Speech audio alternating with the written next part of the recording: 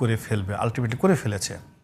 বোঝার চেষ্টা করুন যে একটা লাশ নর্মালি 24 ঘন্টার মধ্যে কিন্তু লাশে পচন ধরে, ডিকম্পোস্ট হয়ে যায়। তো সেখানে 2 সপ্তাহ আগে এই ভদ্রলোক ইন্তেকাল করেছেন। তার লাশ একটা মানে নর্মালি একটা অক্ষত।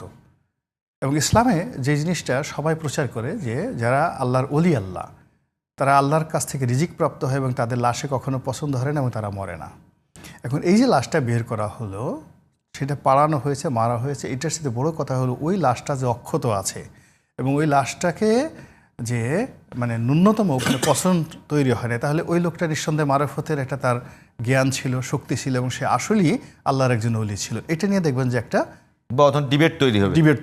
2 নম্বর হলো ওই যে লাশটা পুড়িয়ে দেওয়া হয়েছে, এখন হঠাৎ করে দেখবেন যে একজন লোক স্বপ্ন দেখছে যে নুরা পাগলা তাকে স্বপ্নে দেখিয়েছে সে আবার ওই কবরের মধ্যে ফিরে আসছে।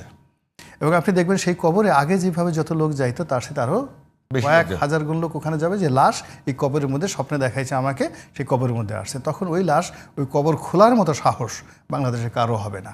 এটা আপনি লিখে রাখেন। এইভাবেই সারা দুনিয়াতে এইভাবে এই ঘটনা ঘটে।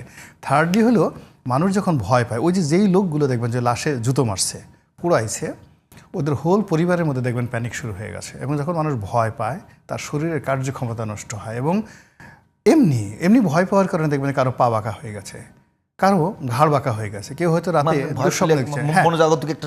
এই যে এই ঘটনার সাথে ধরেন 3 থেকে 4 হাজার লোক জড়িত, তাদের 4 হাজার লোকের সাথে যদি 5 জন করে ধরেন, অন্তত 1000-20 লোক এই ঘটনার সাথে জড়িত, তাদের সবার মধ্যে এই আতঙ্কের কারণে কারো ডায়রিয়া হবে, কারো নিউমোনিয়া হবে, কারো খিঁচুনি হবে, কারো কলেরা হবে, কেউ হাসপাতালে ভর্তি হবে এবং 2-4 জন রাতে ভয় পেয়ে মারা যাবে। আর মারা যাওয়ার সঙ্গে সঙ্গে দেখবেন এই নুরা পাগলার কেরামতে ওই লোক মারা গেছে, মুহূর্তের মধ্যে পুরো এলাকায় একটা তছনছ শুরু হয়ে যাবে। এবং এটা কী যে হবে, এরপরে আরেকদিন নুরা পাগলা স্বপ্নে দেখাবে আমাকে অমুকে অমুকে মারছে, ওকে ধরে মারো।